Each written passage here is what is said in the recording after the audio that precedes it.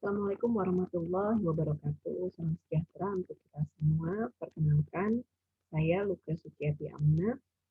Dalam hal ini saya sebagai dosen pengampu mata kuliah Financial Technology. Dalam kuliah daring ya kali ini perkuliahan selain saya share materi di UTLR, bisa juga melalui video pembelajaran kali ini. Video pembelajaran kali ini merupakan pertemuan pertama ya, saya akan menyampaikan materi awal mengenai apakah itu financial technology, kemudian tujuannya seperti apa. Untuk memudahkan penyampaian, saya akan men-share materi. Sebentar ya, saya akan share materinya pada pertemuan pertama kali ini. Teman-teman bisa melihat nanti sambil disimak apakah itu financial technology, pengertiannya, dan juga tujuannya seperti apa.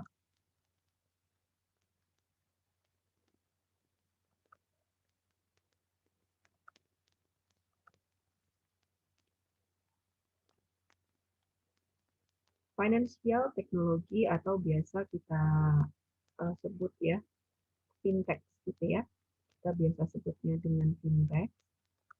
Kemudian di sini merupakan muncul pertama ya itu kita di era industri saat ini yaitu 4.0 di mana memang semua aktivitas kita, transaksi yang terjadi itu sudah beralih dari tradisional menjadi yang sudah mengalami revolusi dari tradisional menuju digital. Kemudian tidak luput juga tidak kita bisa pungkiri bahwa kegiatan transaksi keuangan pun beralih dari metode tradisional menjadi metode digital ya karena memanfaatkan teknologi yang sudah berkembang di era industri 4.0.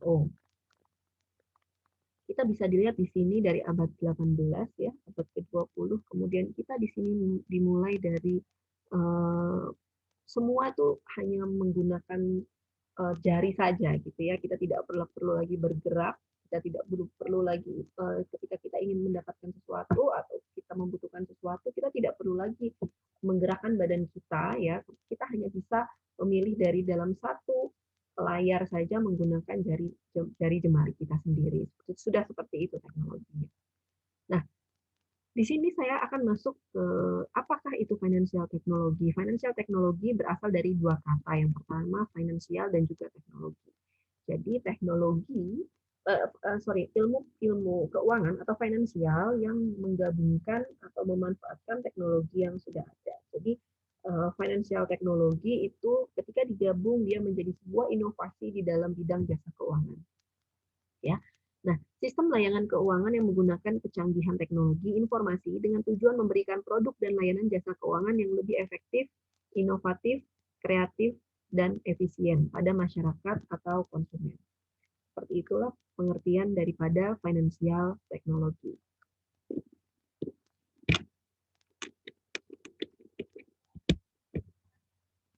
Mengapa ada financial technology? Ya, tentunya tadi sudah saya bahas di awal, yaitu karena adanya perubahan atau adanya revolusi industri 4.0.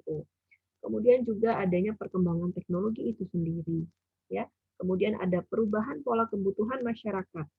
Ya, kemudian dengan adanya pemanfaatan teknologi di sini, maka cost-nya akan lebih murah, lebih efisien, ya, yaitu macam-macam di bidang dari sisi cost, waktu maupun dari ruang, dan kemudian lebih menguntungkan.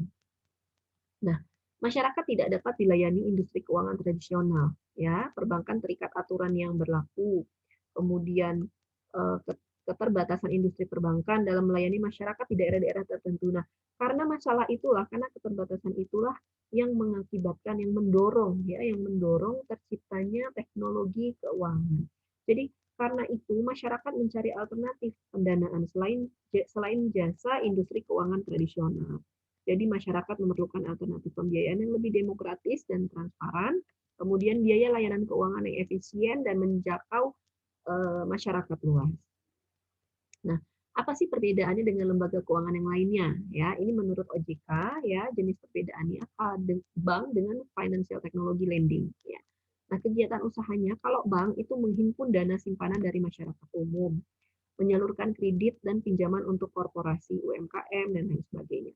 Nah, kalau financial lending itu dia penyedia platform, jadi dia website bentuknya, aplikasi perantara antara pemberi pinjaman dengan penerima pinjaman untuk melakukan transaksi pinjam meminjam berdasarkan perjanjian melalui sistem elektronik. Dia tidak ketemu tatap muka, tidak, jadi dia hanya via online saja. Kemudian sumber dananya dari mana? Kalau bank itu dari tabungan, deposito, ya, modal, penerbitan surat utang. Kalau financial teknologi dia dari orang atau berbadan hukum yang memiliki dana dan ingin meminjamkan kepada pihak lain, gitu. Jadi siapa yang memiliki dana lebih, ya bisa itu berupa korporasi, bisa berupa badan hukum, bisa juga perorangan. Nah itu dana itu kita salurkan bagi yang membutuhkan. Kemudian kalau pemberi dari sisi pemberi pinjamannya, kalau dalam hal ini bank, ya, kalau financial teknologi, perorangan tadi dan juga badan hukum korporasi sebagai pemilik dana. Nah, kemudian resikonya seperti apa? Kalau bank ditanggung sama bank, kalau financial teknologi ditanggung oleh pemberi pinjaman. Nah, kewenangan pemberiannya, restrukturisasinya, kalau bank itu oleh bank, kalau financial teknologi oleh pemberi pinjaman sebagai pemilik dana. Perusahaan fintech di sini hanya dapat memberikan restrukturisasi pinjaman setelah mendapatkan persetujuan dari pemberi pinjaman. Nah, kemudian kalau pengawasannya, kalau bank itu di pengawasan atas bank sebagai lembaga kepercayaan yang menghimpun dana masyarakat. Tetapi kalau financial teknologi, pengawasannya terhadap penyelenggara fintech, ya dia jadi ada dia sebagai perantara dalam melaksanakan market conduct antara pemberi pinjaman dan penerima pinjaman. Kemudian di sini manfaat fintech itu sendiri apa sih?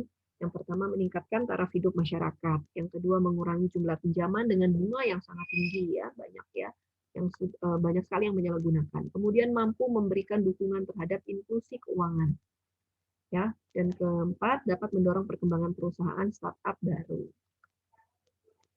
Oke, untuk penjelasan materi pertemuan pertama cukup sampai di sini.